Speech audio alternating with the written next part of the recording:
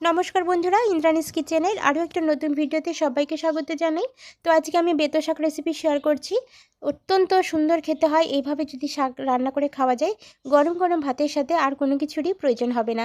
এবং যারা শাক খেতে পছন্দ করেন না, তারাও কিন্তু চেটে পুটে এক থালা ভাত খেয়ে নেবেন। তো বন্ধুরা, কিভাবে বানাতে হবে চলুন ঝটপট দেখে নেওয়া যাক। তো রেসিপিটা বানানোর জন্য আমি এখানে প্রয়োজন মতো শাক নিয়েছি, বেতো শাক। আর আজকের এই রেসিপিটা বেতো শাক ছাড়াও যে কোনো শাক দিয়ে কিন্তু করে নেওয়া যেতে পারে।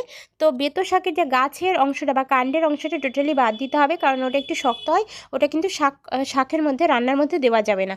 তো শুধুমাত্র পাতার অংশগুলোকে আলাদা করে নিয়েছি। নেওয়ার পরে খুব ভালোভাবে বেছে নিয়েছি, বেছে কুটে নিতে হবে, কারণ অন্যান্য গাছালিও কিন্তু ওর মধ্যে থাকতে পারে। এবার আমি শাকের পাতাগুলোকে খুব ভালোভাবে একটু কুচিয়ে নেব, যতটা ভালো করে সম্ভব কুচানো যায় ছোট ছোট করে আমি কুচিয়ে নিচ্ছি।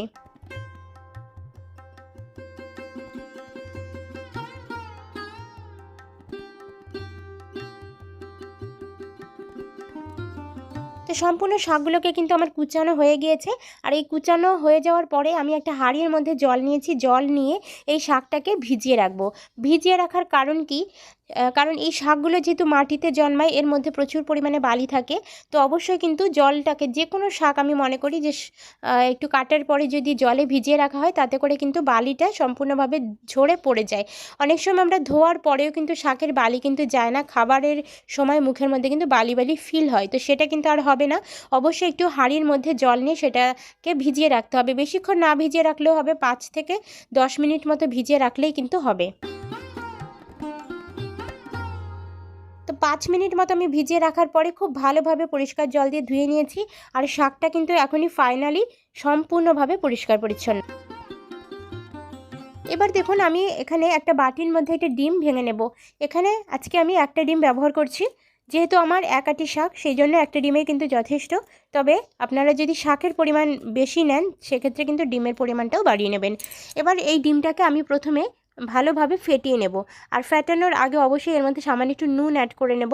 নুনটা অ্যাড করে ডিমটাকে খুব ভালোভাবে ফেটিয়ে রেডি করে নিতে হবে। তো বন্ধুরা, কড়াইয়ের কাছে চলে এসেছি। আগে থেকে ওভেনে আমি একটা কড়াই বসিয়ে দিয়ে কড়াইটা খুব ভালো করে গরম করে নিয়েছিলাম, আর তাতে সরষের তেল অ্যাড করে দিয়েছি। তেলটা যখন খুব ভালোভাবে গরম হয়ে যাবে, তার মধ্যে আমি ডিমটাকে অ্যাড করে দেব এবং সুন্দরভাবে একটা ডিমের ভুজিয়া বানিয়ে নেব।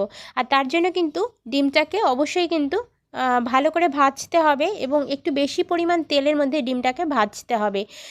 কোনোভাবেই যেন ডিমের কাঁচা গন্ধটা না থাকে, সেটা কিন্তু একটু খেয়াল রাখতে হবে। তার জন্য হাতে সময় নিয়ে ডিমটাকে একটু ভালোভাবে ভেজে নিতে হবে। ডিমটা খুব ভালোভাবে কিন্তু ভাজা হয়ে গিয়েছে। এই পর্যায়ে এসে ডিমটাকে আমি নামিয়ে নিচ্ছি।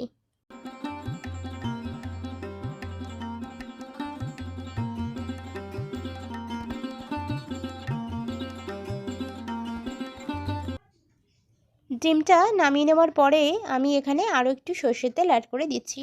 প্রায় 1 টেবিল স্পুন পরিমাণ সর্ষের তেল দিয়ে তেলটা খুব ভালো করে গরম করে নেব। তেলটা যখন গরম হয়ে যাবে,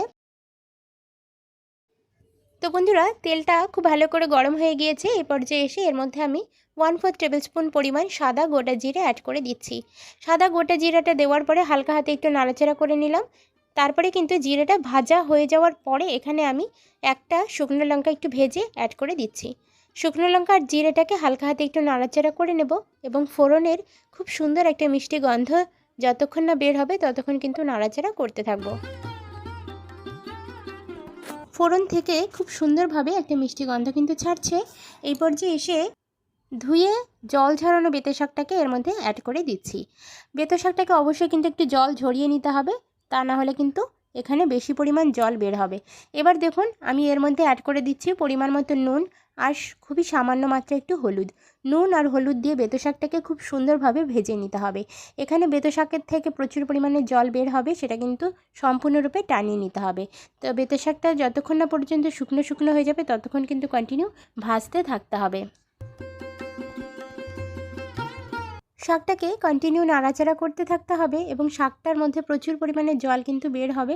আর সেই জলের মধ্যেই শাকটাকে একটু লো ফ্লেমে সেদ্ধ করে নিতে হবে। গ্যাসের ফ্লেমটাকে লো করে দিলে ওই জলটার মধ্যে কিন্তু শাকটা খুব সুন্দরভাবে সেদ্ধ হয়ে যাবে। শাকটা ভালোভাবে যাতে সেদ্ধ হয় তার জন্য আমি 5 মিনিটের জন্য চাপা দিয়ে রেখেছিলাম। আর তারপরে দেখুন সম্পূর্ণ জুসটা বা রসটা শুকিয়ে যাওয়ার পরে শাকটাকে আমি নামিয়ে নিচ্ছি। রান্নাটা কিন্তু এখানেই শেষ নয়, রান্নাটা কিন্তু এখনও কিছুটা বাকি আছে। তো দেখে নিই পরবর্তী অংশটা। তো বন্ধুরা, কড়াইটাকে খুব ভালো করে আরেকবার একটু আমি ধুয়ে নিয়েছি। নেওয়ার পরে কড়াইটা যখন গরম হয়ে যাচ্ছে তাতে আরও সামান্য একটু তেল আমি অ্যাড করে দিলাম। তো তেলটা খুব ভালোভাবে গরম করে নেব।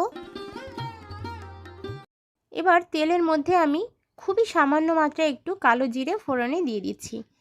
1/4 টেবিল স্পুনের থেকেও একটু কম কালো জিরে আমি ফোড়নে দিয়ে দিলাম। জিরেটা যখন হালকা একটু গরম হয়ে যাবে তার মধ্যে আমি দিয়ে দিচ্ছি কুচানো রসুন। অবশ্যই আজকের রেসিপিতে রসুনটা একটু বেশি করে দিচ্ছি। যে কোনো শাকের রেসিপিতে রসুন কিন্তু অবশ্যই দিতে হয়, এতে করে শাকের রেসিপিটা খেতে কিন্তু খুবই ভালো লাগে। তো রসুনটাকে হালকা সোনালি কালার আসা পর্যন্ত একটু ভেজে নেব।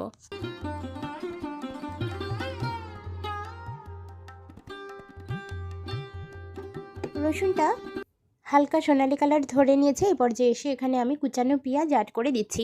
এখানে একটা মিডিয়াম সাইজের পেঁয়াজ আমি কুচিয়ে নিয়েছি। গোটা কুচানো পেঁয়াজটাকে এখানে দিয়ে দিলাম, আর তার সাথে দিয়ে দিচ্ছি কাঁচা লঙ্কা কুচি। ঝালের জন্য এখানে যে যেমন ঝাল খেতে পছন্দ করবেন সেই অনুযায়ী কাঁচা লঙ্কা কুচিয়ে দিয়ে দেবেন। তো কাঁচা লঙ্কাটা দেওয়ার পরে খুব ভালোভাবে জিনিসগুলোকে একটু হালকা হাতে নেড়েচেড়ে নিতে হবে, এবং পেঁয়াজটা যতক্ষণ না পর্যন্ত একটু লাল লাল হয়ে যাচ্ছে ততক্ষণ কিন্তু আমরা নাড়াচাড়া করতে থাকবো।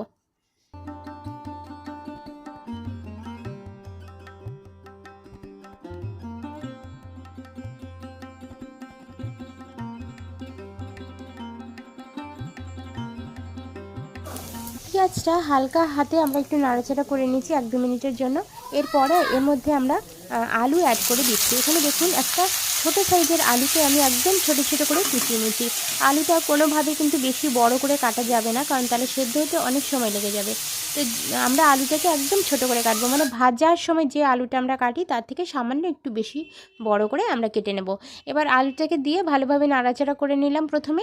নেওয়ার পরে এখানে আমরা খুবই সামান্য মাত্রায় একটু হলুদের গুঁড়ো অ্যাড করছি।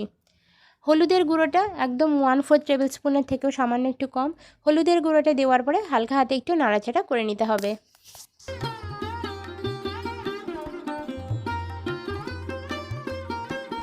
এবার আলুটা যাতে খুব ভালোভাবে সেদ্ধ হয়ে যায় তার জন্য আমি ঢাকনা চাপা দিয়ে রেখেছি 5 মিনিটের জন্য। এতে করে আলুটা কিন্তু খুব সুন্দরভাবে সেদ্ধ হয়ে যাবে। অবশ্যই আলুটা কিন্তু সেদ্ধ হতে হবে, না হলে কিন্তু রেসিপিটা ভালো হবে না।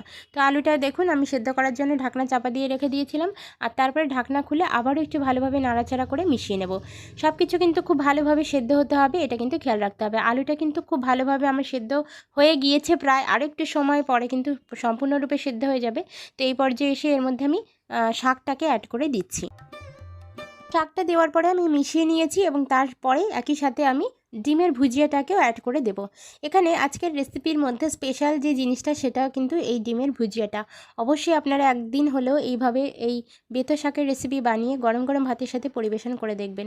আশা করি আপনাদেরও ভীষণ ভালো লাগবে। তো রেসিপিটা শেষ পর্যন্ত দেখলে বুঝতে পারবেন যে কতটা অসাধারণ একটা রেসিপি বন্ধুরা। তো দেখুন ডিমটাকে আমি দেওয়ার পরে খুব ভালোভাবে নাড়াচাড়া করে মিশিয়ে নেব, এবং সমস্ত জিনিসগুলো যাতে ভালোভাবে মিশে যায় সেটা কিন্তু খেয়াল রাখতে হবে। তো বন্ধুরা, আজকের রেসিপিতে কিন্তু আমরা জলের ব্যবহার করব না। যদি মনে হয় যে সেদ্ধ হতে অসুবিধা হচ্ছে সেক্ষেত্রে কিন্তু হাতে করে সামান্য একটু জলের ছিটা আপনারা দিতে পারেন, তাতে করে জিনিসগুলো কিন্তু খুব ভালোভাবে মিশে যাবে এবং সেদ্ধও হয়ে যাবে। তো এখানে দেখুন আমি নুনের পরিমাণটা কম লাগছে, তো সে কারণে একটু নুন আমি অ্যাড করে দিয়েছি। অবশ্যই কিন্তু একটু ছেঁকে দেখবেন যে নুন দিতে হবে কিনা, যদি প্রয়োজন হয় তাহলে নুনটা কিন্তু দিয়ে দেবেন। এবার আরও একবার নাড়াচাড়া করে আমি ঢাকনা চাপা দিয়ে জিনিসটাকে একদম সেদ্ধ করে নেব। তবে কোনোভাবে আজকের রেসিপিতে কিন্তু আমরা জলের ব্যবহার করব না। তো বন্ধুরা, ঢাকনা খুলে আপনাদেরকে দেখাচ্ছি। দেখুন ফাইনালি কিন্তু জিনিসটা এরকম একদম মাখো মাখো তৈরি হবে, আর শাকটা কিন্তু দুর্দান্ত একটা স্মেল ছাড়বে। তো আপনারা এইভাবেই একদম করবেন, জলের ব্যবহার কিন্তু করবেন না। যদি মনে হয় যে সেদ্ধ হচ্ছে না সেক্ষেত্রে সামান্য একটু জল হাতে ছিটে ফোঁটা করে দিয়ে আপনারা জিনিসটাকে ঢেকে ঢেকে সম্পূর্ণ রেসিপিটাকে তৈরি করে নেবেন, এবং সেক্ষেত্রে গ্যাসের ফ্লেমটাকে লো রাখবেন। তাহলে দেখবেন যে জিনিসটা কিন্তু একদম পারফেক্টভাবে রেডি হয়েছে। তো আজকের রেসিপিটা এই পর্যন্ত বন্ধুরা, দেখা হচ্ছে নতুন কোনো ভিডিওর সাথে। ততক্ষণের জন্য সকলে খুব ভালো থাকুন, সুস্থ থাকুন, আর নতুন ভিডিও দেখার আমন্ত্রণ জানিয়ে ভিডিওটা এখানেই শেষ করছি। ধন্যবাদ বন্ধুরা ভিডিওটা শেষ পর্যন্ত দেখার জন্য।